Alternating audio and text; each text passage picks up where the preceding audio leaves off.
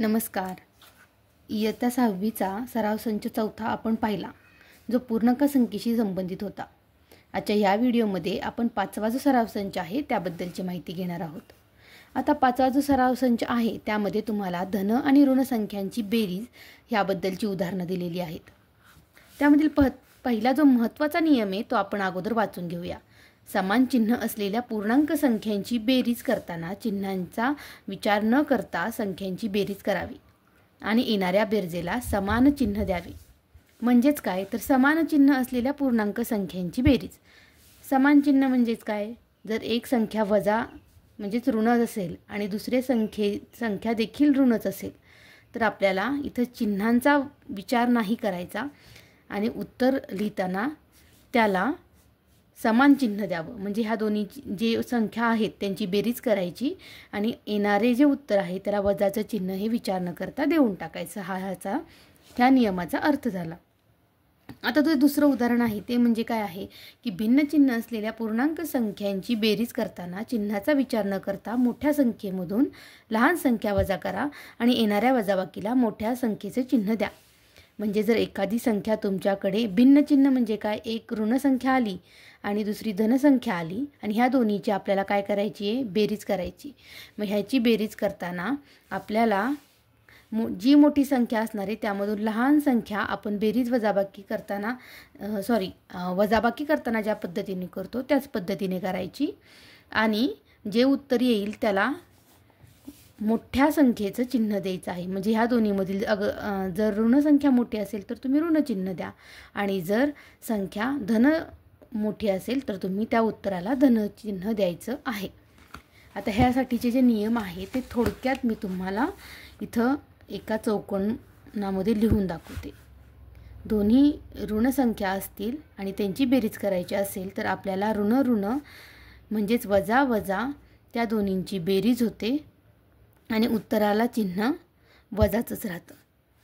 आता ह्या ठिकाणी पुन्हा अधिक आणि अधिक अशी दोन्ही समान चिन्ह असतील तरीही त्यांची बेरीजच होणार आहे आणि येणाऱ्या उत्तराला अधिकचं चिन्ह राहणार आहे.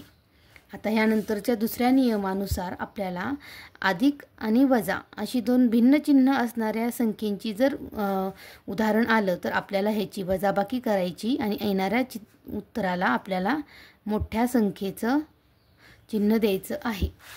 आणि जर वजा आणि अधिक म्हणजेच धन आणि ऋण म्हणजे ही संख्या ह्या बाजूला ही संख्या ह्या बाजूला असं जरी आलं तरी देखील आपल्याला वजाबाकीच करायची आहे आणि उत्तराला मोठ्या संख्येचं चिन्ह द्यायचं आहे. तुम्ही ह्या नियमांना एवढा गोंधळून न जाता फक्त हा तक्ता जरी सोप्या पद्धतीने पाठ केला तरी देखील तुम्हाला पूर्णांक संख्यांची बेरीज आणि वजाबाकी ही खूप सोप्या पद्धतीनं लक्षात येईल. आता त्यानंतर आपण आपला सराव संच सोडवायला घेऊया. त्यामधील पहिला प्रश्न आहे तो म्हणजे 8 अधिक 6. आता 8 अधिक 6 म्हणजे किती हे आपलं अत्यंत साधं सोपं उदाहरण आहे जे आपण नेहमीची बेरीज करतो त्याप्रमाणे.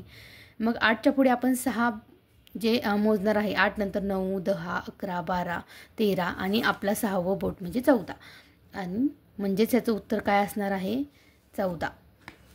आता पुढचं जे उदाहरण आहे ते म्हणजे काय आहे 9 अधिक ऋण 3 किंवा 9 अधिक वजा 3 असं देखील आपण म्हणू शकतो.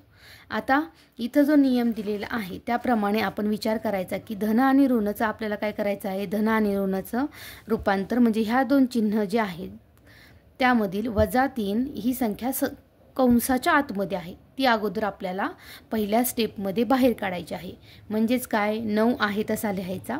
9ला इथं काहीच नाही म्हणजे धनचं चिन्ह आहे आणि अधिक वजा किंवा धन ऋण हे वजा होतं म्हणजेच ऋण होतं आणि त्याच्या पुढे 3 आहे तसं. आता जेव्हा तुम्ही दुसऱ्या पायरीवरती याल त्यावेळेस तुम्हाला पहिल्या पायरीचा विचार करायचा नाही. 9मधून 3 गेले किती राहतात 6. मग हे झालं आपल्या प्रश्नाचं उत्तर. जेव्हा तुम्हाला अशा संख्या आलेल्या असतील आणि त्यावेळी तुम्हाला दोन्ही चिन्ह शेजारी आहेत आणि एक संख्या ही कंसाच्या आतमध्ये आहे तर पहिल्या पायरीमध्ये अगोदर आपल्याला ती संख्या कंसाच्या बाहेर काढून घ्यायची आहे. मग आपल्याला दुसऱ्या पायरीचा विचार करूनच उत्तर काढायचं आहे. आता त्यानंतर आहे ते आपलं तिसरं उदाहरण, ते म्हणजे 5 अधिक वजा 6. जसं इथं केलं तसंच इथं देखील करायचं आहे. 5 आहे तसं लिहायचं. 5च्या पुढे काहीच नाही म्हणजे धनचिन्ह आहे, ज्याचा आपण विचार केला नाही तरी चालतो. म्हणजेच काय, अगदीच इथं आपण अधिक लिहिलं नाही तरी चालणार आहे. आता धन आणि ऋण, अधिक आणि वजा काय होतं, वजा होतं, आणि 6 आहे तसं. आता इथं तुम्हाला थोडासा विचार करण्याची गरज आहे, कारण की इथं आहे धन आणि इथं आहे ऋण. मग धन आणि ऋणाचं काय होतं, आपल्या सूत्रानुसार धन आणि ऋणाचं ऋण होतं, म्हणजेच वजाबाकी होते, आणि उत्तराला मोठ्या संख्येचं चिन्ह येतं. मग 6मधून आपण 5 घालवायचे, आले 1, आणि मोठी संख्या कोणती आहे, 6, म्हणून ह्याला उत्तराला चिन्ह आलं -1. आता त्यानंतरचं चौथं उदाहरण. चौथ्या उदाहरणामध्ये -7 अधिक 2 असं उदाहरण आहे. ह्यामध्ये आता इथं 3 चिन्ह आलेली नाहीत. इथं जर तुम्ही पाहिलं तर 5चं एक धनचिन्ह, हे दुसरं आणि हे तिसरं, अशी 3 चिन्ह आहेत. म्हणून आपण त्याची 2च चिन्ह केली आणि मग आपण उदाहरण सोडवून इथं उत्तर काढलं. तसं इथं काय आहे, फक्त इथं ऋण 7 आणि धन 2 हीच 2 चिन्ह आहेत. आता धन आणि ऋणाचं काय होतं सूत्रानुसार, धन ऋणाचं आपल्याला वजाबाकी म्हणजेच ऋण करायचं आहे. मग 7मधून 2 गेल्यानंतर राहतात 5, आणि उत्तराला मोठ्या संख्येचं चिन्ह, म्हणून आपण इथं देणार -5. आता पुढचं उदाहरण काय आहे, -8 अधिक 2. आता लक्षात घ्या, अधिक आणि वजा करताना आपण काय करतो, वजाच करतो.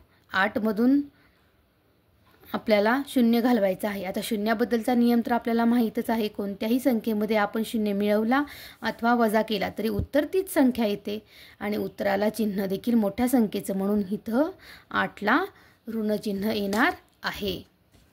त्यानंतरचं पुढचं उदाहरण ते काय आहे, -5 अधिक -2. आता इथं पुन्हा एकदा 3 चिन्ह आली आहेत, -5 अधिक आणि -2. आता ही 3 चिन्ह आहेत, त्यापैकी आपल्याला काय करायचं आहे, आधी 2 चिन्ह बनवायची. मग हे -5 आहे तसं लिहायचं, अधिक वजा कंसाच्या बाहेर आपल्याला काढताना इथं ऋण येणार, आणि 2 ऋण धन असेल किंवा धन ऋण असेल, बाहेर काढताना त्याचं ऋणच होणार, हे लक्षात घ्यायचं इथं. आता इथं बघा समान चिन्ह आलेली आहेत, -5 आणि -2.